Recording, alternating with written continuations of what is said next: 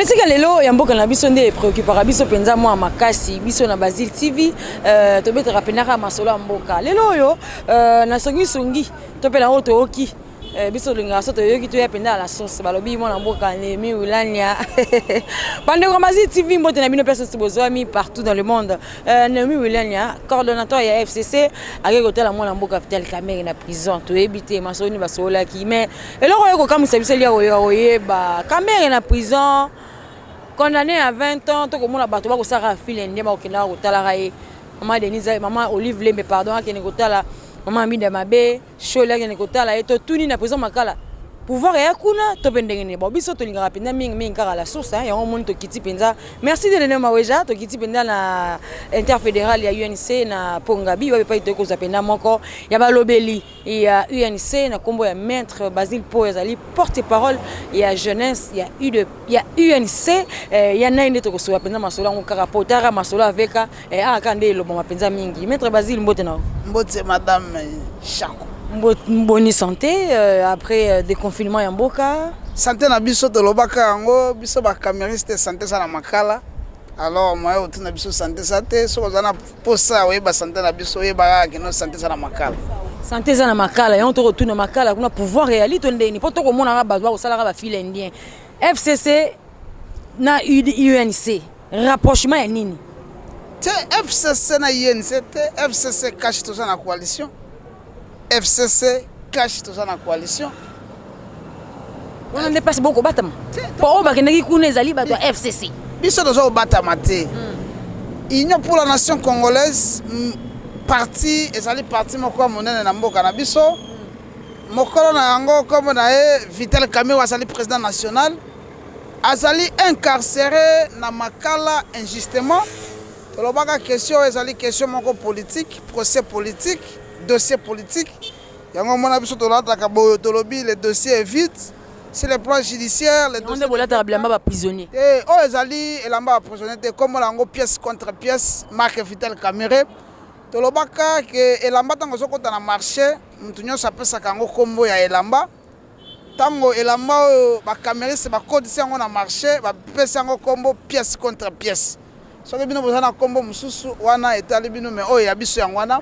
Mais eloko nini oyo batu bakolinga baye batu bayoka lisolo nini basola ki lobby. Le président national Vital Kamerhe c'est un grand politicien en Afrique, au monde et au pays en RDC. Il a là-bas makala injustement batu nyonso baye biango. Aso passer ba moment moko o ezali ba moment malamu te et puis bisika bachaye na boloko injustement. Mais eloko lelo comme ça la moi débat tant que mutu na passe tango mutu azobela aza na hôpital azali ko akufisi to abelisi to ndenini mutu soka aza na moment na po mutu akende kotala ye esengaka kaka invitation te nayebi te soki yo mpe oza na posa kende komona veka eke baboyi soki baboyi nga na okomisa yo na boloko omonana na ye azali wana azali veka aza mutu ya bato. Mais noir revenu vous avez le bail. Bakangisi Vital Kamerhe. Bafundi mais noir. Bande ko balandi. Balobaki mais noir. Quand maloba mo na mboka Basile po azali boso na ngao. Bakangisi Vital Kamerhe mais noir. Pour INC, UDPS et basala ba commissaire yango cash sali bali bana moko papa moko maman moko. Mais noir et aleki FCC. So FCC wana lelo mo ke nota la Vital Kamerhe. To lo banini. Tolobi boyo. Batu banso balandi procès balandaki procès et balandaki pe maloba suka mokonzi na biso Vital Kamerhe lelo oyo nde batu fo baye beloko moko le président Vital Kamerhe est en prison injustement tozana ba élément te ba élément ça te oyo batini mwana moka Vital Kamerhe na ndo zolo batu biso yebeza pona détournement le détournement est matériel okoko pasanga élément moko to pièce moko to bordereau to eloko moko ezolakisa ke non Vital Kamerhe mbongo ya zwaki po atonga bandaku ata soki yenda tonga bandaku te yango yo nde ayibaki parce que yoka jamala ebisi biso boy tango tolandi déclaration ya ministre ya finance ancien ministre ya tolandi déclaration ya gouverneur ya banque gouverneur ebisi biso alobi misolo nga mutu natinda misolo nyonso ekenda na konti ya Samibo Samiboya comme société ya Vital Kamerhe eza ya Jamal. Tango batuni Jamal andimi alobi na zwa misolo, avocat de la République alobi a cité ba kombo ya batu oyo ba bénéficier misolo wana. Tango batuni Jamal alobi eza bana na ngai, eza ba cousin na ngai, ezali société na ngai. Mais tango le président Vital Kamerhe assume alobi na bandaki kozela tango bakotanga ba compte oyo bénéficier misolo oyo ezalaki prévu sala misala nazwa nayo ka pe bakotanga compte na ngai batikala kotanga yango te. Mais sikoyo bino bolobi que il faut kaka yende tokanga parce que mbongo ebima mutu azwa mbongo andima mutu pe azwa mbongo wana asalela yango misala azosalela yango misala. Mais lelo oyo bokolinga kolatisa ye eloko oyo yaswa te a participer sika mbongo ebima te compte ata moko te oyo bénéficier mbongo wana trace ata moko te ozolakisa ke no mbongo ekende pa Vital Kamerhe mais bolobi fa fanda na boloko. Outi koloba ke Vital Kamerhe président national na bino azali politicien monene na mboka et puis na Afrique et puis na monde entier. Est-ce que tu peux comprendre que moto monene bongo bazoye ba komisa lokola jouer ba kosele makambo monene bazoye ba vantena boloko ba katele mikolo ebele ndingo na ka pamba? Kasi yango de website bino que non le procès de Vital Kamerhe si le prend des droits le dossier est vide. Tant que memaka mutu na justice il faut qu'il y ait ba soubassement juridique donc ba élément ba pièce. Mais tant qu'avocat de la République a zolo ba que non nous sommes pas venus ici pour des preuves matérielles. Mais comme il sa phrase que non vous n'allez pas nous échapper. On comprend qu'il y avait un complot. Mais ce que c'est là le problème que les problèmes sont au pakala. Il fallait pas la kisabiso et si comme on a mboka Vital Kamerhe yiba misolo. Ba la kisabiso te. Monta ya Jamal. L'argent o ezali qui virer na compte ya Jamal. Mais Vital Kamerhe a joué qui en ndenge nini. Ba montrer biso ngote. Ezali dossier moko o ezali dossier vite. Yango ba che mona mboka Vital Kamerhe na boloko ba kotisi pour injustement. Tokolo ba susu boyo. Le président Vital Kamerhe il est là-bas. Azawana ezali situation moko azo traverser situation moko eza malamu ti. Yango ozomona ke batu baso ke no rendre visite. Soki yo posana poso ke no rendre visite ba koyamba yo vous êtes okozala pe la bienvenue kuna osolana la journée nan. Te jour jour na yonde ko pesa biso jour lobi lelo na ko lingana ke no mona de pacificateur. Il est pacificateur. Ah bon? Soko ozana posa OK. Soko mona ko koma te. Yebisanga ke mko hotel na za libre. Ngana même pas président osolana. Lelo to amkonini. Si malobi na est-ce que Simba? Pas de problème, moi je dépends que de vous, tu président Solona. TVza Radio T, Maweja to koma na prison, TVza Radio T. Maître Basile lecture ni no sala sala koza mutu kota na télévision. Ministre de la Justice wana na maloba ya mwana mboka Chadari, Ramazan Chadari, secrétaire général ya PPRD à lobby. Dossier il y a 100 jours, moi oui, quand c'est Vital Kamerhe ezali biso, ministre de la Justice ndé arenasaki nani posé wana sikoyo toloba ke FCC bobelaki meno ande ye wana parce que mutakangisi mona mboka Vital Kamerhe ezali tunda wakasende donc ngambu ya FCC lelo yo FCC okeni kotala mona mboka Vital Kamerhe na prison. Maître Basile Poyo soyons sincères ça ko kotala na TV mibimisa na ngambu ya UNC okosala électionner omoni lelo yo tu fais bailler belo mo que dans la coalition. Il y a des gens les loyo et comme ceux qui Vital azana boloko état de droit. Ceux qui bimi boloko état de droit ekufi. Vital Kamerhe azali kobaité. Mutu nyonso alandi ba déclaration na batu ba comme ko la paternité à état de droit. O biso o bango te biso nde. Tout le monde a compris. Yango to ko conclure na makambo nyonso banalise au sala na obiso sala. C'est un dossier politique. Mais les questions politiques ça se règle en politique. Et les questions judiciaires c'est en droit ou bien dans un procès. Comme si une question politique il faut bobimisa yango na cadre o bino bomemaki yango bobimisa yango libanda. Le président Vital Kamerhe azana boloko asali eloko ata moko te. À tout moment abanda ko rappeler tribunal. Est-ce que vous avez bisangai tina nangai awa ezani ni bo expliquer ngai na yeba parce que natikali ko simba mosolo te na mona pe mosolo te bisika pe mosolo kenda natikala ko sala te mais bolobi na fona na boloko tango bakangi président Vital Kamerhe balobi nini totini yo na makala pour des raisons de confrontation tango babo babimisa libiso refus à demande de liberté provisoire à liboso balobi bendi sérieux à culpabilité.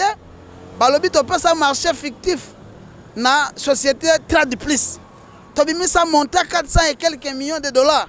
Mais tango batindi lokasa ya situation à prévenir oyo il faut que saisir tribunal poto samba ba question wana elimwe bache ba question mususu tala ba stade tozalaki libanda avant to bakanga président batu banda koyemba question ya 15 millions question ya saut de mouton bakangi président na biso injustement na invitation bayebisi biso balobi non le président Vital Kamerhe nde apesa marché na société moko ezalaka te société Tradiplis et puis yokati elimo wana oh président Vital Kamerhe banda ko transférer ba millions 9 millions na compte ndeko amosi na ye 470 millions 370 tango tokomi na tribunal ekomi o biloko wana nyonso elimwe ekomi maison préfabriquée mais na maison préfabriquée mutu fazo misolo andimi mutu fasala misala azosala mais président Vital azoya kosala nini place wana comme la question est politique.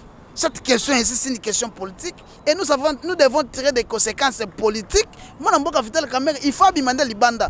Question à visiter ya Batu. Les autres sont la 4 ya coalition. FCC cash. Ce qu'on a qui le président de la République na Brazzaville. Alors la coalition FCC cash tous alliés ensemble, tous la paix ensemble. Mais cela n'empêche qu'à l'intérieur de la coalition, il y a aussi des gens qui sont animés de mauvaise volonté. Au lieu de soulever à Wakeno, c'est le ministre, l'ancien ministre de la Justice, c'est lui qui avait à Salagignon Sokeno, il y a FCC. À Salagignon Sokeno, mais il y a un Salagignon Sokeno, moi, Vital Kamerhe Bakangaye. Il avait même refusé que Libato Bakanga la liberté provisoire va bénéficier Libato Bakanga la santé va bénéficier liberté provisoire. Batu Bayabi. Mais Batounyos va conclure. C'est une question politique. Ce n'est pas une question de droit. Donc des questions politiques, ça règle. Règle la table politique et non kuna. Babi misalabi somo na mboka Vital Kamerhe, abi malibanda, peuple sana posa na ye, INC sana posa na ye. Est-ce que yebi ke zolo ba make FCC na UNC bokomi na kamoko, libana na bino na UNC zaka emballage. Libana na biso na UNC na UDPS. Ils ont un enveloppe papa. Il faut te rappeler Batoumalam. UDPS na UNC n'est aussi pouvoir. Cash. Le président de la République, il est l'autorité morale du cash. Ministre Abisso UNC, Omoni a comme ministre FCC. Non. Il ne faut pas entrer dans un débat, il y a Batumoko, il y a animé dans mauvaise volonté. Pas plus tard que la semaine écoulée, une délégation à INC, conduite par le porte-parole Dr Sele Yemba, qui est pas le président IDPS AI, le président Jean-Marc Kabound, pour discuter des questions saillantes. Les questions saillantes. Tu sais qu'on a posé en haut, on va la table, ceux qui y a na posé en haut, tu vas na table, ceux qui y a na posé en haut, on va faire à l'INC, tu vas le et d'aller poste T, ne salaka mutu, mais mutu na salaka poste. Président Nabiso Bimisela Nabiso phrase wana lobi ata soki bokomi singa burgumestre ya ngiringiri bato nyonso bakonfie yango bino bamoni ndenge lelo oyo bato bakoma konfie kokoma directeur de cabinet ya président de la République esali mpe question ebele bakomi koloba ndini yango tolobi ke ndenge eza wana délégation ekendaki basololaki makambo etali unité ya cash structuration à cash. S'il y a des candidats comme s'il est candidat, pas de problème, il faut donner les porte-parole, c'est qui? Il y a cash, trésorier, il y a cash, Zanani, et puis les communicateurs, il y a cash. Tu structuré yango et ça n'a pas ma bête. Si on a posé cash yango, ça y est, et quand ça la paix tournante. Après, ce sont des propositions. Ça se règle dans une table et dans quatre discussions. Comme que INC dépasse ensemble, il y a un lobby, tous allés dans la discussion pour la structurer cash, pour la unité à cash et zalawana po. Bako tuna biso, biso mandat et ça biso. Et ça cash. Bako tuna i de peste, bako tuna i c'était bako tuna cash. Donc nous sommes dedans. Donc échec na biso.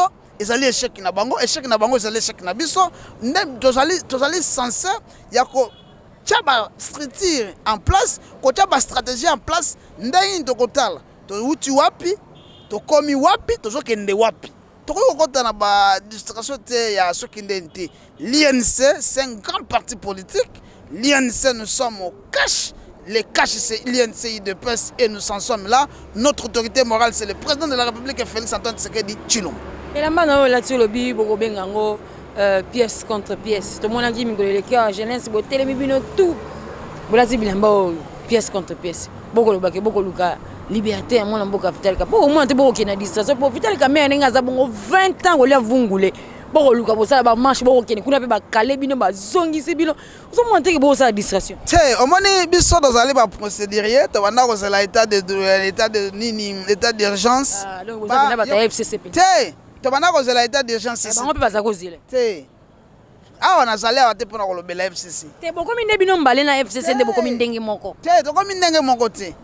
Toko mindenge moko na pweni na domaine nyos bozeli en marche ba baninga ba bimia bino bo bimite bango ba lobito rose état d'urgence le ka bino pe bozeli ka état d'urgence bo bimi bino tune blamba bino pièce contre. Est-ce que yebi ke na Bukavu ba marche en état d'urgence? Est-ce que yebi na Goma ba marche en état d'urgence?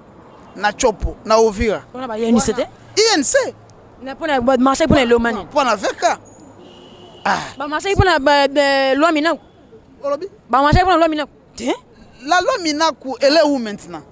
Mais bobima kindete, le FCC ba bima kite. Tolobi loi nani po marche pe ya rosa, bobimi te ko. Yo tout ça dans émission. L'INC Azaki ou Azali focalisé na dossier avec Katosai na Makala. Mais j'avais donné mon point de vue et le président nous a donné la réponse. Toloba ka geno question à Mutuana. Mutako régler ngoza président de la République parce que c'est lui qui va décider.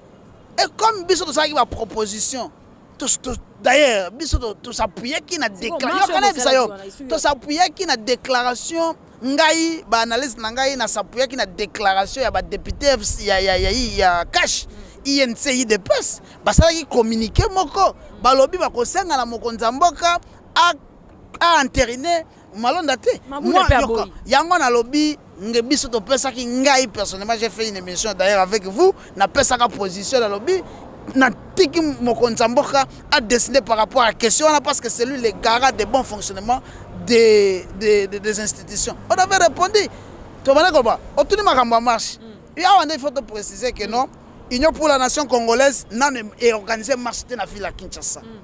Mais na ville à Kinshasa ezali ba association o esutenaka mwana mboka Vital Kamerhe na ba camériste mususu pe bazalaka na parti lokola biso to za ba camériste to lobaki photo zala yango omoni ke to telemaki pona koloba non na injustice oyo mokonzi na biso za ko subir non na jugement oyo ezali na ba pièce te na ba fondement te et puis to lobi oui na état de droit. Oui, dans une injustice équitable, un procès équitable, et puis to sengi lisusu na mwana mboka président de la République, o azali mokonzi na biso ya autorité morale ya cash, et puis yenda azali le premier citoyen de tous les Congolais, ayeba moyen ya ko chamwa misu na ye na question ya directeur de cabinet na ye pour que mwana mboka Vital Kamerhe ayeba moyen ko malibanda, et puis to senga ke lisusu pe akitima na ye, to sengi juge ya appel. Comme juge, il y a Liboso. Alors, qui droitier. On a besoin de m'appeler comme ça, ma peau.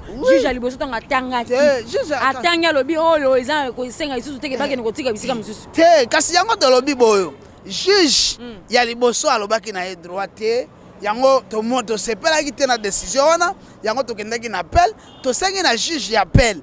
Alors bas droit parce que question à moi na moka Vital Kamerhe si le plat de droit ils ont un vide yango so mona que le dossier est vide il faut mona moka Vital Kamerhe a bénéficier na kitima wana batika a kosa musala ya mboka a ko s'occuper pe na parti na suka ka so bien ko nemi ulenya kina okuta na Vital Kamerhe omoni na participer na réunion wana te na rencontre wana te na ko yebisa te makambo ba sololi so ko za na posa oyeba makambo ba sololi tango mwana mboka Vital Kamerhe na bisika zali otuna ye bosoya yo sa journaliste otuna ye bosoya ina nemi nini soit toke otuna nemi bosoya na mwana mboka Vital Kamerhe nini mais biso to constater que non ezala ki visite ake ko visiter mwana mboka Vital Kamerhe on se limite là au lieu d'entrer na ba makambo oyo yo yebite oyo participer kite yo zala kite o koko sala mo ba illusion ngai na sengi na yo omona Nemi Mwilanya otuna yo ngenda omona mwana mboka Vital Kamerhe pona nini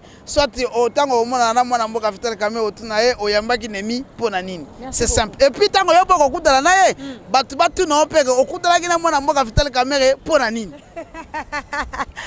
Flèche, donc pièce contre pièce, on a pas betelinga pièce. On a bien reçu la pièce contre pièce après lobby. Donc mon mboka Vital Kamerhe. Merci maître Basile Poyo, porte-parole de la jeunesse à UNC. Tu as qui pensa à prendre la bine pour nous répondre à la question de biso. Merci en tout cas. Merci na bande ko tout na bande ke bozubi ya na mituna na bino. To zupe mi ya na mituna na biso to kitaki pensa en interfédéral na dia de Maweja. Merci pensa na bino. Ba bi place mon sous ces alités aux ana préoccupation. Aux ana mutuna olingolo ça aux réponses betaka 3W Basile officiel TV wa pepa ko zapenza ba nouvelle tobe ba réponse mais tout na yo Rachula Caramel je suis là pour vous.